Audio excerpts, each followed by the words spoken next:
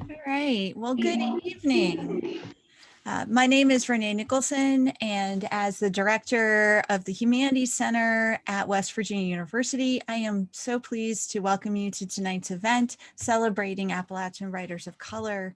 And this series was put together by my friend, colleague, and the center's writer-in-residence, Anne Pancake. And tonight we will feature the novelist Annette Clapsaddle. But before I turn things over to Anne and our guest, just a little bit of housekeeping.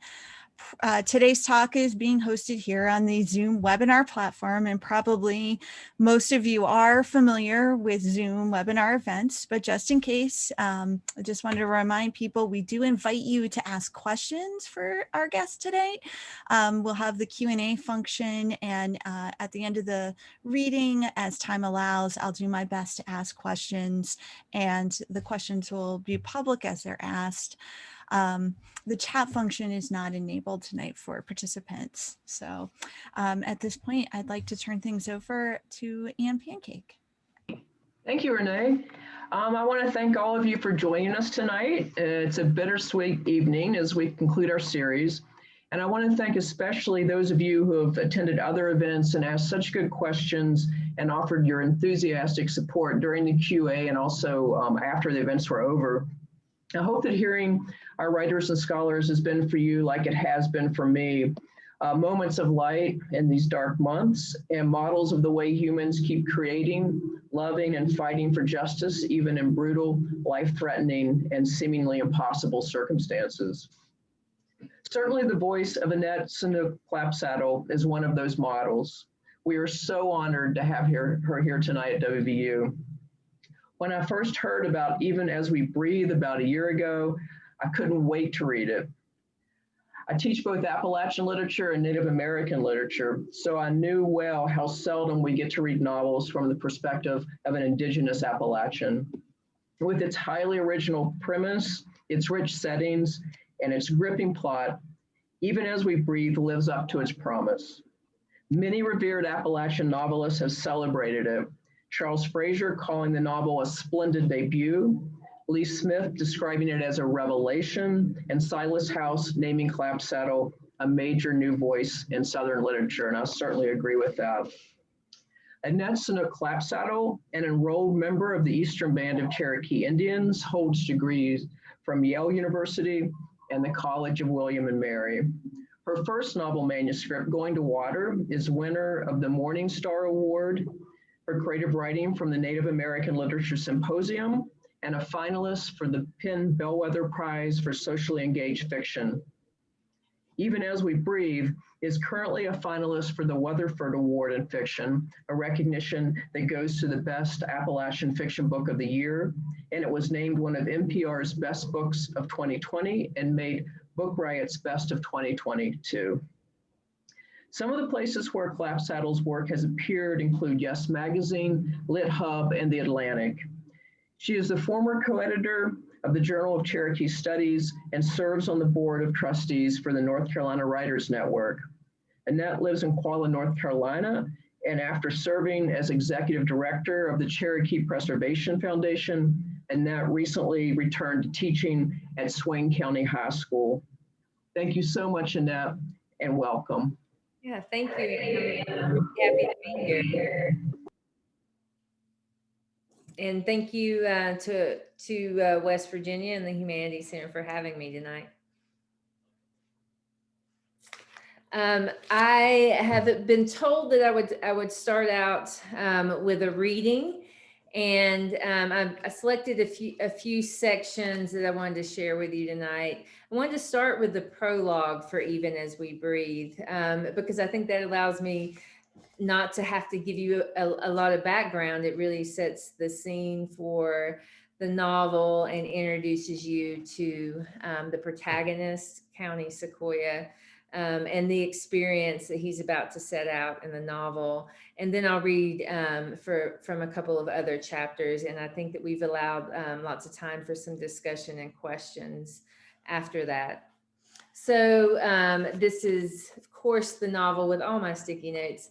This is the reviewer's copy, but I'm going to read from the prologue now. About the place, when I take you there or when you find it on your own, just know that what the old folks say is true. This land is ours because of what is buried in the ground, not what words appear on paper. But also know this, what is buried in the ground isn't always what you think. It's just the beginning. It's the beginning of the story, the beginning of all of us who call ourselves Homo sapiens. Fitting, I guess, that what I found buried, just as I was trying to figure out how to become a man and still be human, was the very thing that threatened to take it all away. Just when I began to see what taking control of my own life might look like, I realized I was not who I thought, and neither was this place.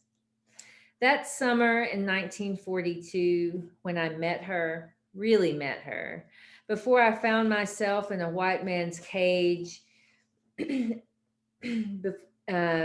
entangled in the barbed wire that destroyed my father, I left the cage of my home in Cherokee, North Carolina.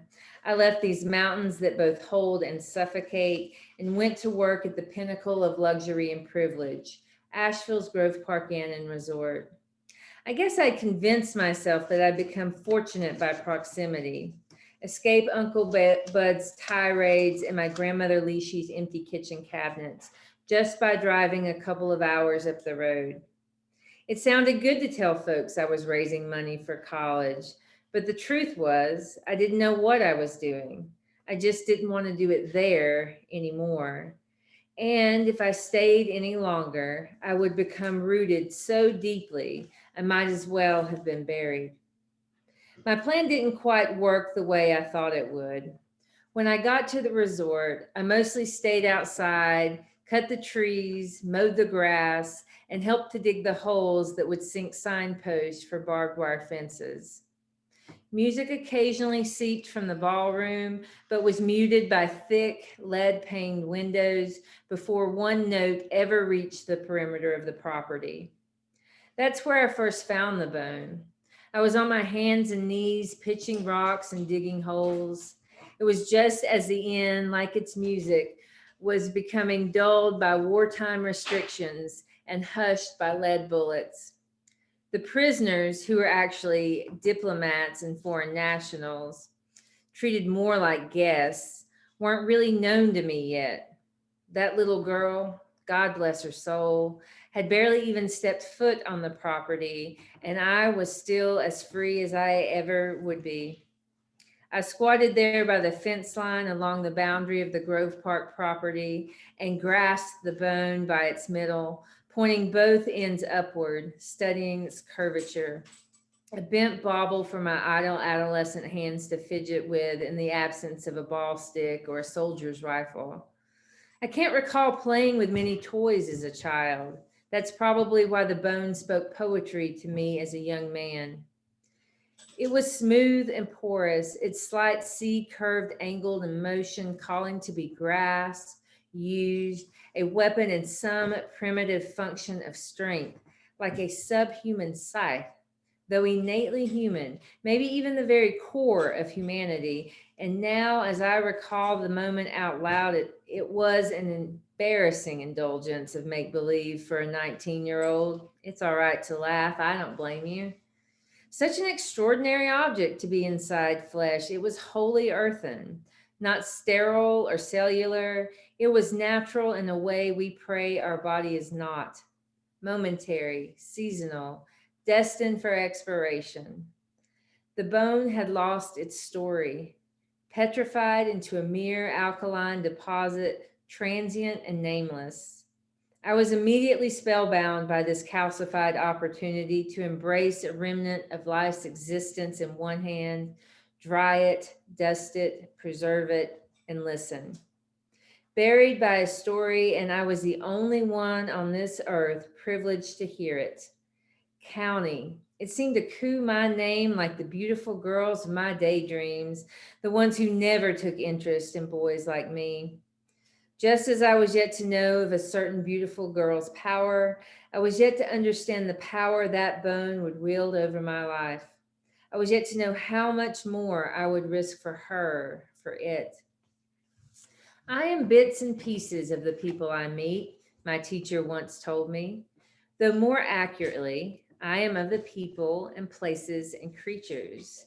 And so, because of that summer and that war and that small hollow relic, I am bits and pieces of a grand estate and a half-tame primate and a dozen accents and a missing girl and a fearful girl and all the trees and mountains and asphalt in between. And you, well, I reckon you will be too soon enough. Knowing that she is now gone from this earth, all I'm left to do is wonder what remains of her here.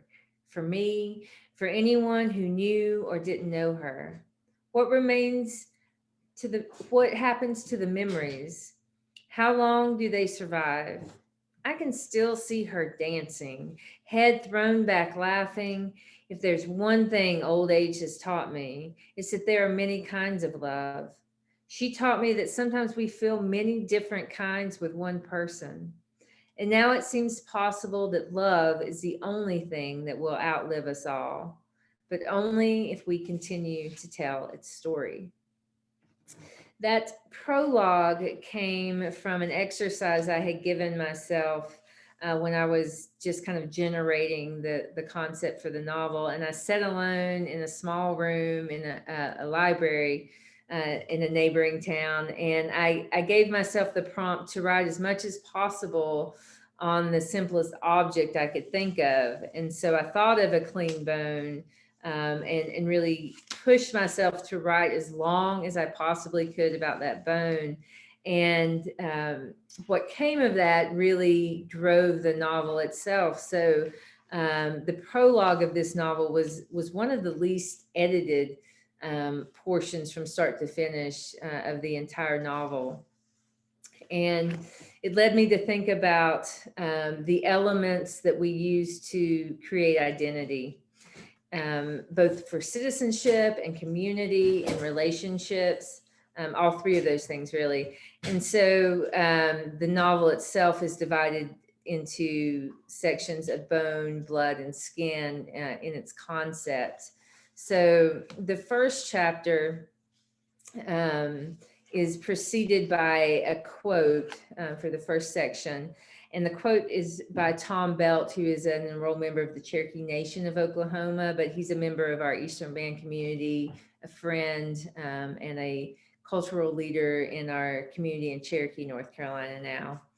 And I had met Tom for coffee, I think, one day, and he just said this as we walked into the coffee shop, because Tom is always full of wisdom, and he says some of the most incredible things just randomly. It really stuck with me. And I started off chapter 1 with his quote that says, "That's the thing about ceremony. It must have 3 things.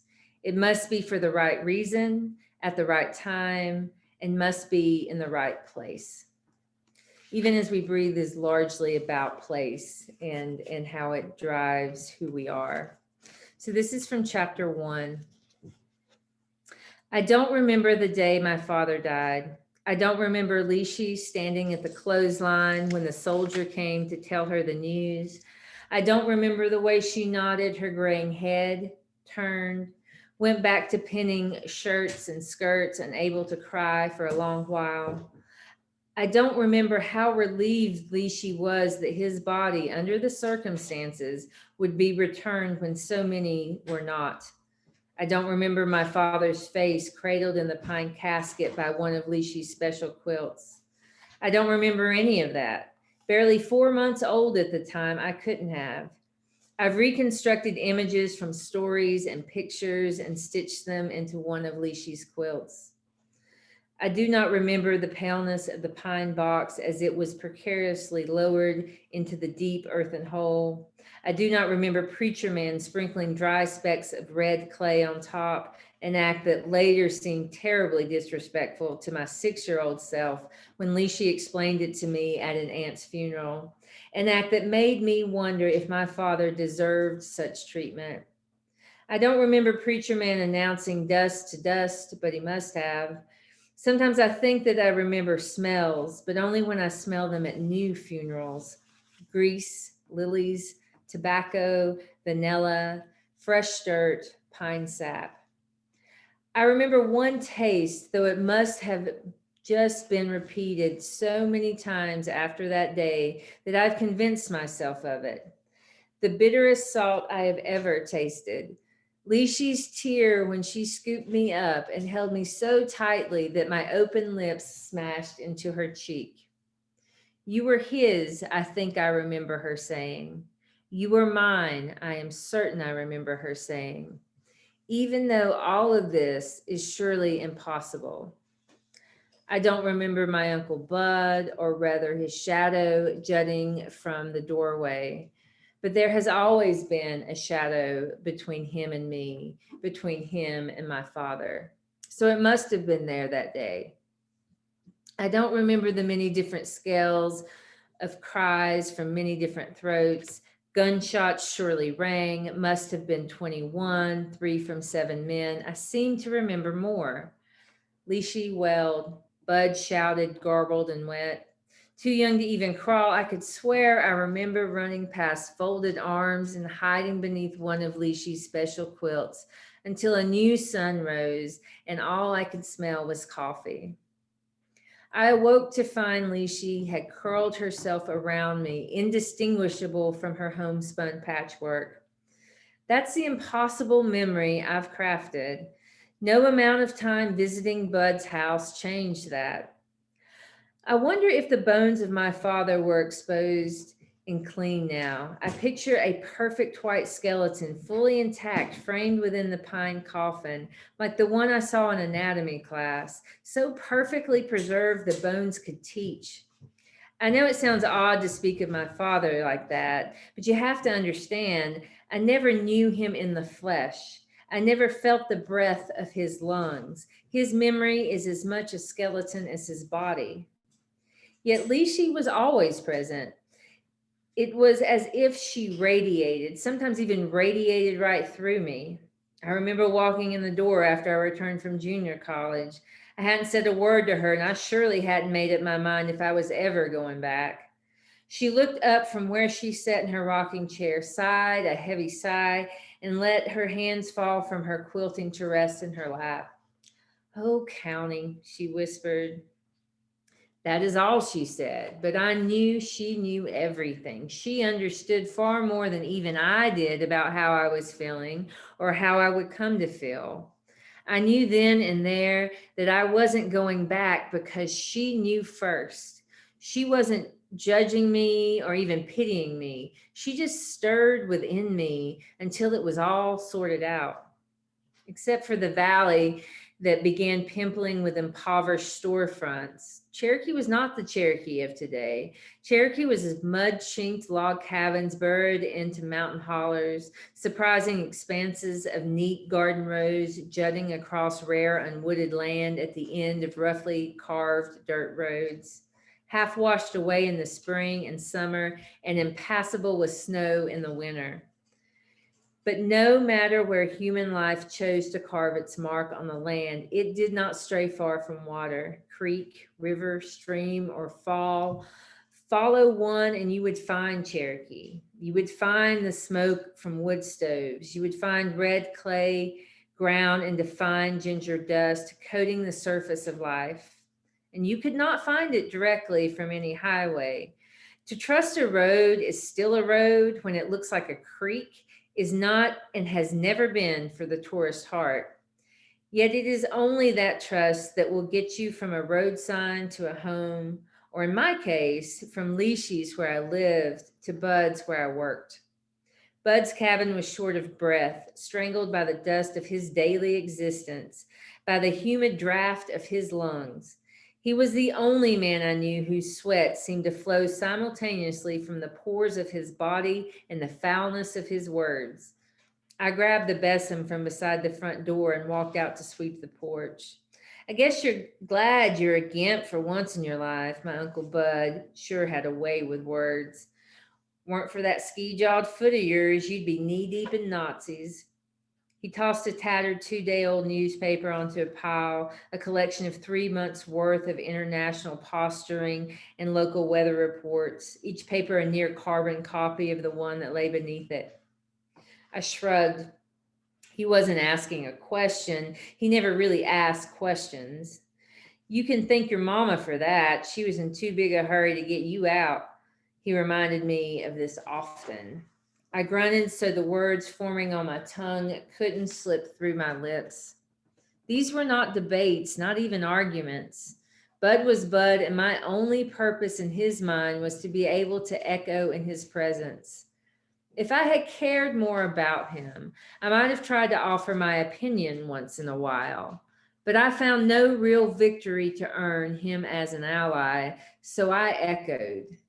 He was a cavern whose hollow center managed to trap errant winds. I drank his vibrations. Still, he was mostly right.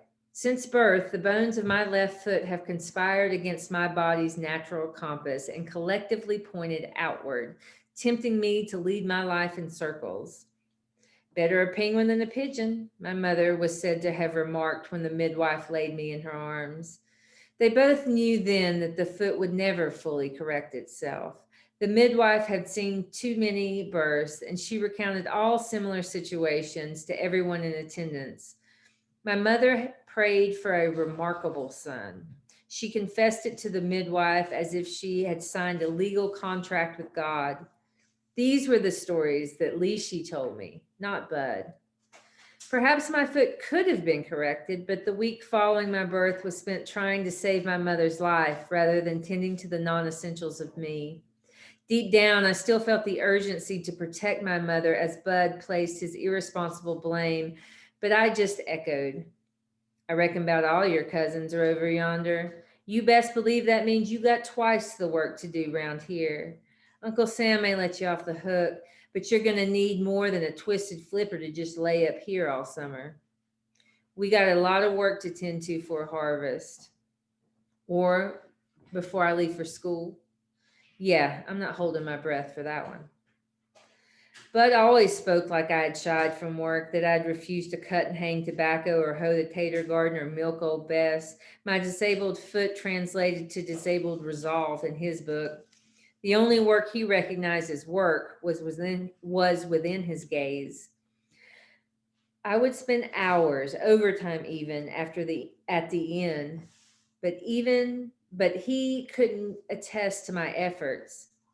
So it was as if I was on some sort of holiday while he waited at home, listing the chores in preparation for my return. He certainly didn't think doing my schoolwork was praiseworthy.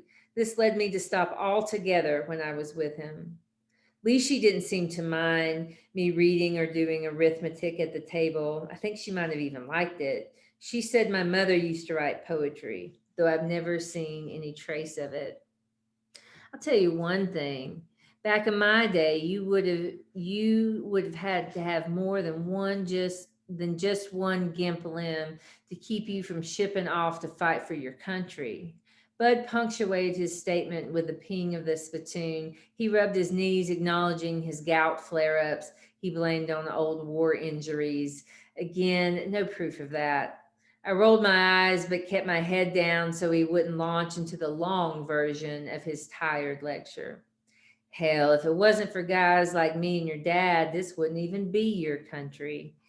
And again, Bud was only half right. All Indians were finally recognized as U.S. citizens following World War I, partially because of the service of so many volunteers like Bud and my father. But I was fairly certain it would have happened without Bud's contribution. The only letter sent home that ever arrived from my father mentioning Bud's service insinuated that Bud spent more time trying not to get kicked out of the infirmary than he did working a post. Lisa used to show me the letter when I got sad. Still, Bud and his brother had volunteered when they were told they would not have been conscripted. Lishi always said it was because they liked to fight, and it didn't matter who or with whom. And I think it also had something to do with not having a job. The war was over for all intents and purposes when they arrived in Europe. I want to skip ahead to just a quick section because humor is really important in Cherokee culture. It's one of our core values. And I enjoy this chapter for its humor, but also for the relationship between County and Essie. Essie is the young woman who joins County from Cherokee to travel to the Grove Park to work. And they had known kind of each other when they were growing up in Cherokee, but they didn't know each other well. And County definitely develops a bit of a crush on Essie. But most importantly, they develop a pretty significant relationship. It's kind of hard to define while they're at the Grove Park. And they have found this room 441, that's been abandoned. Everyone else really doesn't know of its existence as far as they know. And they set up their own culture in this room and spend a lot of time there that summer. So this is from chapter 14, much later in the book, while they're in the room. Weekends at home seemed to lengthen each time I returned. It was a different monotony than that of the, I'm sorry, let me read that again. It was a different monotony than that of the inn, filled with familiar faces, familiar chores, and Bud's familiar curses. I missed the inn, its anonymity, the beauty of such an opulent structure, Lee's jokes, and most of all, Essie. In truth, the only real draw home was Leeshy. I worried about her, unsure if Bud was reliable enough to drive her to church or restock the firewood for the stove. After a few weekends of finding Leeshy well and fed and agreeable to accepting rides from longtime neighbors, I was content to remain in Asheville for the balance of the summer, mostly to spend more time with Essie. I did miss Cherokee when I was at the inn, enough to make me question if I'd ever find a place I was truly happy. Each held something for me, the other did not. Instead of making the drive home after work on Friday and back to the inn on Sunday, I chose to remain at the inn 7 days a week. Essie and I spent hours in 447, playing dominoes, reading in silence, or daydreaming out loud together. Occasionally, we joined others on day trips off property if the weather was nice, but nothing more than a half-hour drive away. We retreated to the room so often that the evenings fused into one long moment. There are snapshots of that summer, literal and otherwise, that refuse to fade, not because they are fantastic or even significant, but because they are elemental to what is now my existence. Maybe that's what was Essie's too. Essie was likely the most proper girl I'd ever met, and most certainly the most sophisticated girl from Cherokee. She fit into 447 like one of the first edition novels we found there. And because she fit, I fit by association. Adopted into some modern clan by the clan mother herself. Mind you, that is where the maternal instincts began and ended. Essie corrected no more than my grammar on occasion. Quite the opposite, really. She led me to dangle on the edge of complete and utter failure and spin wildly in the awkwardness of it, dancing in delight at my blush. Go ahead, cow pie, I'll spot you, she encouraged. And before I remembered who I was, I found myself upside down, attempting to walk across the length of the room on my hands. I crashed gleefully into the couch, unable to spare my breath from laughter's thievery. Essie, too, was unable to remain on her feet, overcome with amusement. She sank into the oversized leather chair and vibrated in a nearly silent, wheezing laughter until the clearest expression of the word squirrel eked from her. I sat straight up, imagining that a varmint had joined our evening reverie. She, too, sat erect, but she was blushing, eyes wide and hand over her mouth. Squirrel, I repeated. Where?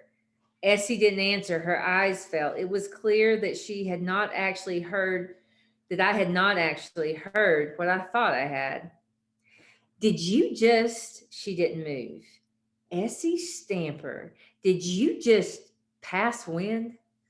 Cowpie, shut your mouth. You did. Hush.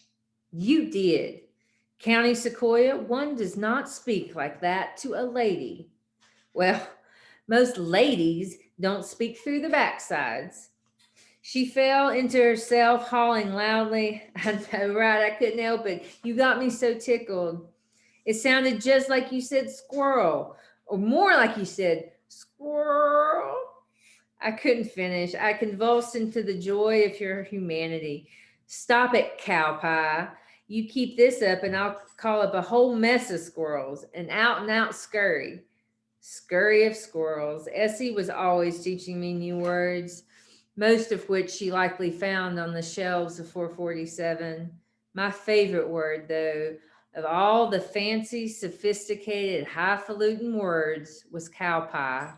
I know it sounds strange that I would want an attractive girl like Essie calling me a pile of cow manure, but even cow pies attract beautiful butterflies, delicate and indifferent to the stench of refuse. So I am happy to take questions. I think Anne and maybe Renee are going to join me back, right? We are. And it always takes a moment for the questions to start coming in. So I usually try to start, but first, I'd just like to say how refreshing it is to be in a reading and get to laugh out loud because you hear the word varmint in the cow pie. And, I see we have a special guest with us. This is Charlie. This is my youngest son. Hi, Charlie. So, but you had mentioned that humor was very important to the Cherokee culture, and I was hoping maybe you could tell us a little bit more about that. Sure. So, we have core values in our Cherokee. Sorry, both children need to be on screen. Yes. Yay. All right. Bye.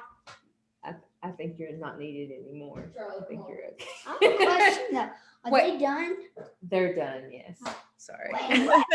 Not a problem. No, the other. I thought Okay, I'm gonna. I thought they were doing. There's a lot going on in my house tonight. Speaking of humor, that's the only way we're getting through this.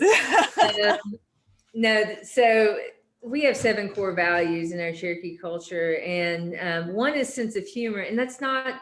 It's not uncommon for a lot of communities. It's certainly not uncommon for Native communities.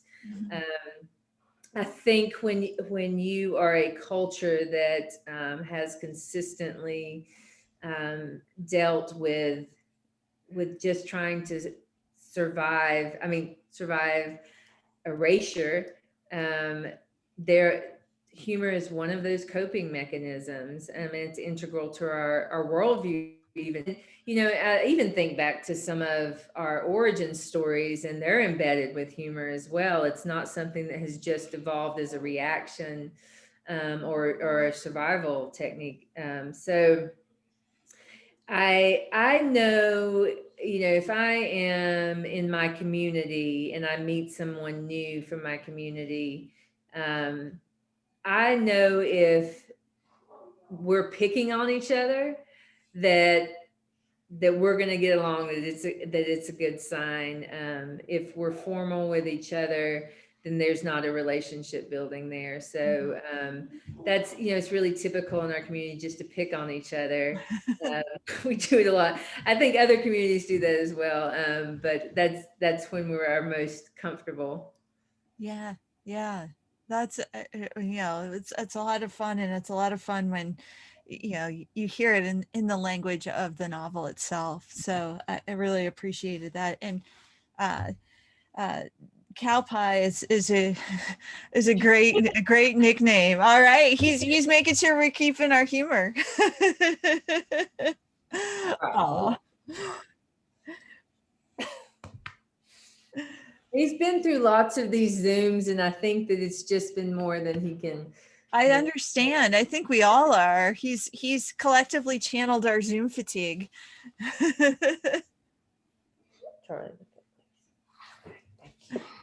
Well, Annette, I wanted to ask you, can you hear me? Yes. Mm-hmm. Okay. How do you How do you manage to write as a high school teacher? Yeah. Well, and then with the two children, right? Um, a few years ago, actually, my husband bought me a great pair of noise canceling headphones, and that worked magic. But really, to your question, I have to write in spurts, and so when I started this novel, I was taking a writing workshop through the Great Smokies Writers Program that's connected with UNC Asheville. And the name of the workshop was Get Her Done, Write Your Novel. It's a little cheesy title, but it gave me the structure I needed to finish the novel, because our assignments were to write an introduction, to write a synopsis, to write introductory chapter, a climax chapter, and a final chapter, which, is incredibly difficult. The synopsis alone is maybe the hardest thing. So once I had that structure, when I had these short spurts of time, then I knew where I was going. I knew when I sat down at a laptop, I knew where I was going. Or, when I had extra time sitting in my car between my children's practices and just had my journal, I would write scenes. So a lot of times I write by scene and then kind of piece it together. And I've carried that structure on past Even As We Breathe as I work on my, my next novel. It's something that really works for me. That's some pretty amazing time management. Yeah, I have to thank say. you. Yeah. It's a teacher skill, I think. For sure. I just wanted to tell everybody in our audience, you can post some questions. I promise I will ask them. But I also wanted to ask about writing a character, and this came out so beautifully in the chapter, the beginning chapter, a character that has a disability. And I wondered if you could just tell us a little bit about how that character kind of came to be for you. Mm-hmm. Yeah, as I was thinking about County and what motivated County to do some of the things he did, I wanted a character who, was vulnerable in many ways. He's a 19-year-old young man from a very isolated community that's going to spend time in a pretty complex community with foreign nationals and the military. It's at a upper class resort, so all of these things are going on. And so his age, for one, highlighted his vulnerability, and his being from an isolated community did, but also his the situation with his foot and the way that it has disabled him physically really served as a metaphor for me in what he was always working against, which is just kind of making this circle back and not knowing exactly which direction he wanted to go in. So it was very metaphorical for me, but also I didn't want him to be, one of the stereotypes that that I am always kind of mindful of and working against is the stereotype of the Native man, who is often a warrior kind of character in Native literature, especially when the Native literature isn't written by Natives. And I didn't want him to come across as this, flawless, super strong, young Cherokee man. I wanted him to be human. I wanted him to have the flaws that all humans are susceptible to. So, just even his gait needed to be different for me. Thank you. And we have a question coming in from the audience. This is from Jason Phillips. He first says, thank you so much for this wonderful reading.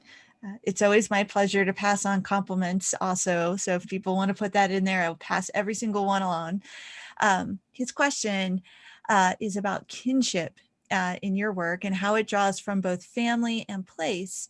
How does family life and family identity in your work draw from Cherokee culture and or from Appalachia as place? Thank you for that question. I think in several different ways. Most significantly, the character of Lishi. So Lishi is County's grandmother, but Lishi is County's paternal grandmother. And technically, and the book talks about this, technically in Cherokee culture, a Lishi, someone who's called Lishi, is a maternal grandmother. And so it's purposeful that County refers to her in a maternal way. It becomes her name. It is her name in the book because she is serving in that role as a maternal grandmother. Cherokee culture is a matrilineal society. So aunts, for example, are as important as mothers. Maternal aunts are as important as mothers to the upbringing of a child.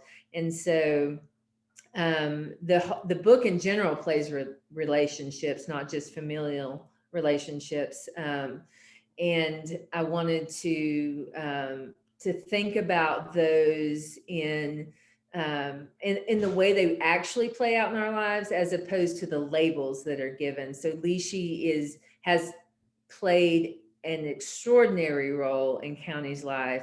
So she's referred to in a maternal way, even though, if we're strictly labeling her, she wouldn't be called Alicia. And then just, kind of relationships in general, the one that Essie and County eventually form, I think is undefinable. And I did, it's hard when I talk about the book if people haven't read it, because I don't want to say, well, they're friends or they have this romantic relationship, because I do think that relationship is undefinable. And that's what I hope to bring into the book, to the book. And some of that is, is just from Cherokee culture, that our relationship to each other is how we interact with each other and how we build community, not who was born to who, or maybe what's written on a piece of paper. So Yeah, that's really, really interesting. I didn't know that it was sort of, through the mother side lineage, which is beautiful and fascinating to hear about. So thinking about place, because you said so much of this novel is a novel of place. In the parts that you read, there was so much sensory language, and especially the sense of smell. That sense of smell came out so just profoundly. And then the one taste was that bitter salt. And smell and taste are often so connected. And I was hoping maybe you could talk a little bit to us about sort of the power of place and those sensory details. mm-hmm. When I write, and I'm sure all writers do this, but I really try to put myself in that scene, and take in everything that would affect that. I mean, we know the power that the sense of smell has to bring about memory. I think we've all, been walking through a store or something and smelled a perfume or a cologne that reminded us of someone. And so, I do pay attention to, it sounds weird to say this out loud, what this scene would smell like, right? And funerals are such a strong sense for me. I mean, specifically that smell of lilies. I just had a discussion with a friend about this, who loves the smell of lilies, and I can't stomach them just because of funerals that I've attended. So I think that, all of those things make up our experience in a place. And I tell my students that really great literature is felt in the body. When you read it, you have a physical reaction to it. And you can't have a physical reaction with just sight, right? It needs to kind of trigger these other reactions. And so, I try to keep that top of mind in my descriptions of place, and be in those moments. I spend a lot of time outside, thinking through scenes and whatnot, and trying to experience some of those natural sounds that I might hear, or the way, air feels on your body in certain circumstances. All those things I think are just important to a bodily experience of literature. Yeah, there is something really embodied when you meet that character that's really speaking to you, both as writer and as reader. So, yeah, Ian, did you want to ask another? Yeah, and I think I can ask this and not give anything away, and I shouldn't give away. But towards the end of the novel, we learned that during World War One, white soldiers sometimes took away the bullets from the guns of the native soldiers at night because they were afraid that they would attack them. And of course, I was horrified to read that, and then not surprised to read it. I'm wondering, is this something that you knew you've known, is this commonly known in your culture, or is it something that you learned as you're researching the novel, or how did that come into the novel? It can, yeah. So it's not something I learned specifically that, this happens, but I'd heard enough, very casual stories about, people serving in the military, both during, World War II. More so, I haven't heard as many stories World War I, just because it's a long time ago. But actually more recently, Vietnam, and just kind of military service in general, and how, and because, I have to always remind myself that the majority of America is not familiar with Native people. And so sometimes their first experience with Native people would be somewhere like in military service. And so there are all these myths and ideas about Native people. So I would hear stories that are similar to that, of this distrust or this thought that Native men would be unbalanced by something, right? And would even, so it was a scenario that I certainly created, but it was fed by very casual, offhand stories that, in fact, these people who served in the military just kind of laugh about, they're like, yeah, that fool thought I was going to do this. And again, it's that kind of sense of humor that is helping to cope with those instances. But yeah.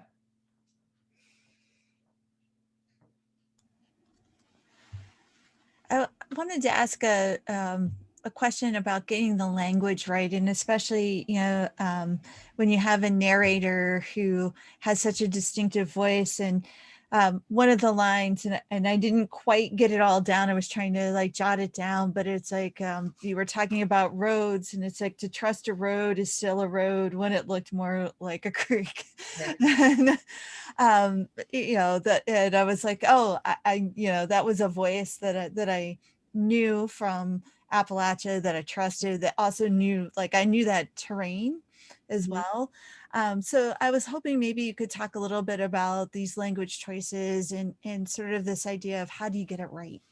Right. Yeah. Well, I never know if I am fully getting it right. But, one thing that's distinctive about Cherokee, North Carolina, and the Eastern Band is that we are influenced by Indian country in general, and our Native American heritage, but also Appalachia. So it's really this mix, and the language, I think, and the dialect is probably the most obvious example of that. And so it really is a marriage of those things. Very, very many times things that County would say are things that, his white neighbor would say. It's because it's a common experience with the land in place in a lot of instances. And so I'm mindful of that. But also there are just a few things that we say in Cherokee differently, or ways we phrase them differently than even our closest neighbors. And so I just have I just read it out loud. Does that sound natural? Can I hear a Cherokee man saying this? And then of course you got the other layer of it's 1942. So would they say it in 1942? And then when it comes to the Cherokee language, there are choices to make about that, which, how fluent is the speaker in Cherokee language, and how fluent would he have been in 1942? What words are used? So the words that I use that are Cherokee language specific are ones that we, for several decades now, use pretty casually, that, even if you're not fluent, you would maybe say those in conversation, or at least know what they mean. And then there's, and I guess like I'll insert a little history lesson, that there is this history of boarding schools that erased native languages, or attempted to erase native languages. And so, I think sometimes people expect more Cherokee language from a historical novel. But the truth is that period of time, that the language was in the kind of process of trying to be erased, so you wouldn't necessarily hear it from my narrator who is talking back in time. So there's a lot of considerations. I was just telling somebody today actually that it was important to me that County was speaking retrospectively, so that I could show this Cherokee man as a well-educated, well-experienced, thoughtful speaker as an adult. Because when he is speaking as a 19-year-old, it's not as sophisticated, but I didn't want to leave that impression that he was not as sophisticated because he was Cherokee. Well, it was just because he's 19 years old. That's why he's unsophisticated. So that's actually why I made that final choice for it to be retrospective. Yeah, and this is so interesting and timely, because I had read, and I think it was in the New York Times, about how COVID is hitting Native communities and wiping out elders, and the language is literally being lost. So to understand these really complex issues of how to use the language and the time period, and thinking about the age of the characters and all these different things. I mean, that's a lot to kind of hold in one spot, to say nothing of how hard it is just to craft fiction, right? It's kind of these other added layers. But as you were speaking, and so interesting to think about all those things, and then also in our current moment, understand what's happening there too. A lot going on. We have a question from our audience. This is from Bonnie Brown, and Bonnie Brown is the director of the Native American Studies program at WVU, and a wonderful colleague. She says, "Thank you for your reading this evening. Really looking forward to reading your book. I appreciated you talking about humor as a core value of Cherokee culture. Our students in Native American Studies have been able to take classes in Cherokee. I recall spending a wonderful afternoon with beloved elder Jerry Wolf, who took us on a hike up to Mingo Falls, but also to the trout hatchery. We had so many good laughs along with the teachings." Yes, if she was with Jerry Wolf, they definitely did. Jerry Wolf is our only modern beloved man, who passed away a couple of years ago now, but he also was like a greeter at our museum, and also a vet, served in the U.S. military, but had a great sense of humor. Sometimes the tourists got that he was joking, and sometimes they didn't, which was the best, to watch him do his thing when tourists came through. It sounds like she really embraced his humor. So Knowing Bonnie, she did. So, but that's so wonderful that we have those connections, through those who have, intersected all of our lives like that. That's a really cool thing. So I know there are a lot of people that are tuning in that are writers or aspiring writers. And so I hoped maybe you could share a little bit of your wisdom on the process and the patience of putting your book out into the world, and maybe any advice you have for writers that are maybe just starting off. Sure. Yeah. I think you can talk to a dozen writers and they're all going to tell you different paths they took to publish. And there's no one right way. But yeah, patience is absolutely key.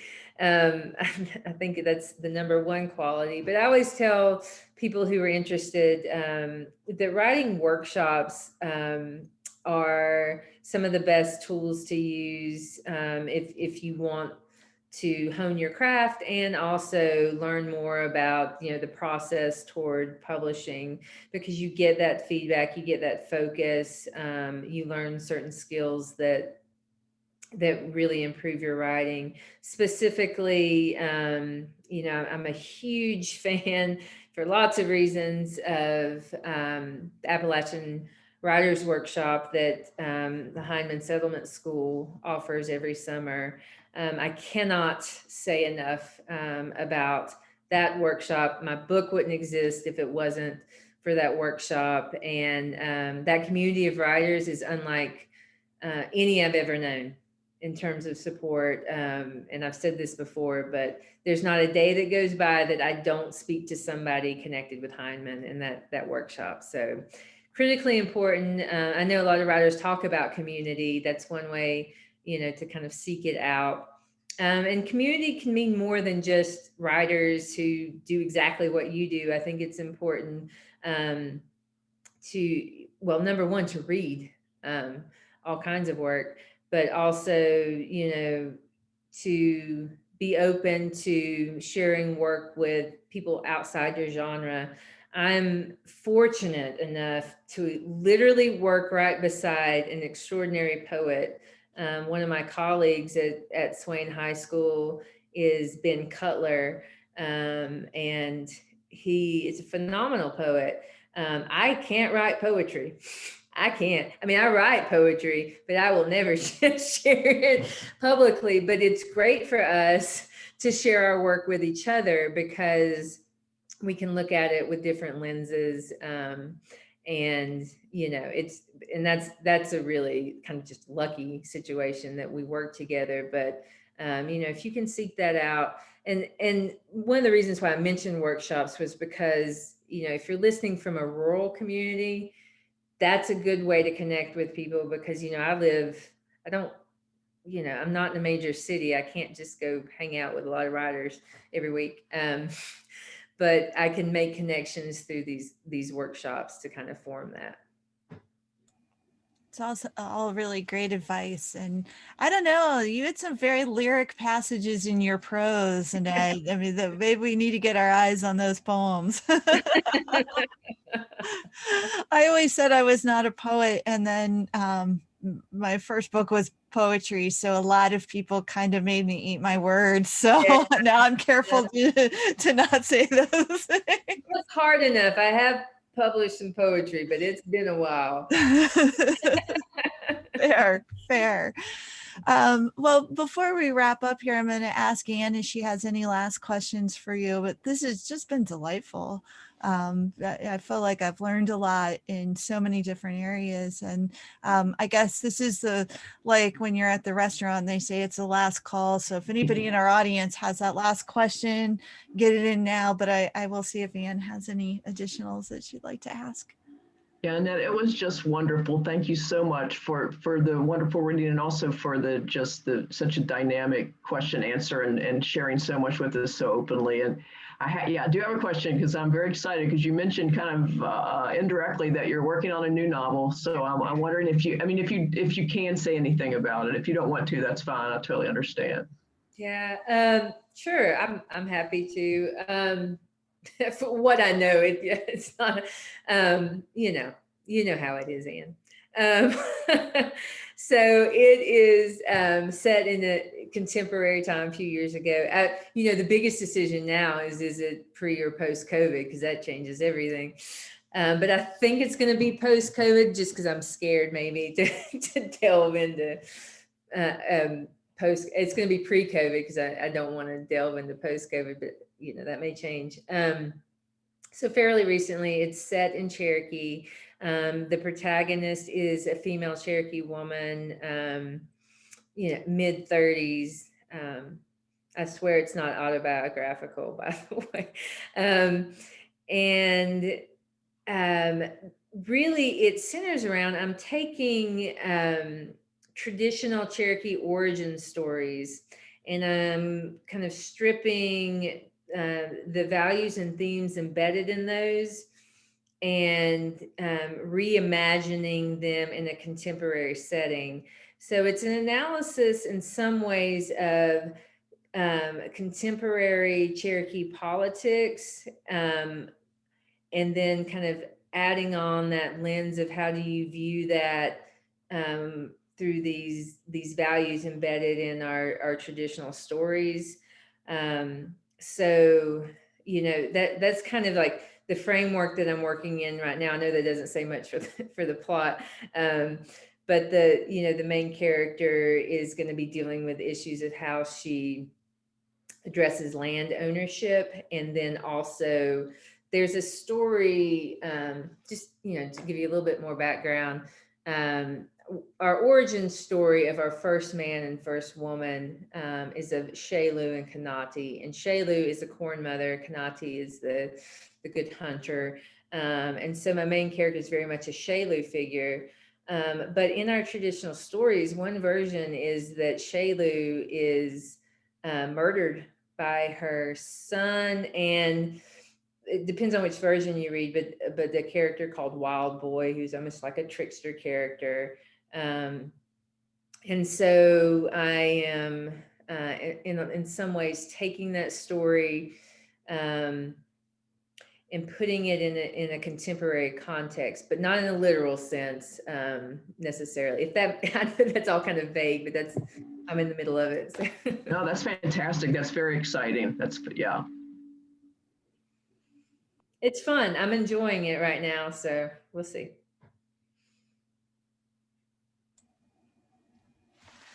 Well, I'm actually, I'm in now. Now I have to see how it ends. So, Annette, I just wanted to thank you so much on behalf of the Humanities Center and West Virginia University. It's been just completely, totally delightful to have you with us this evening.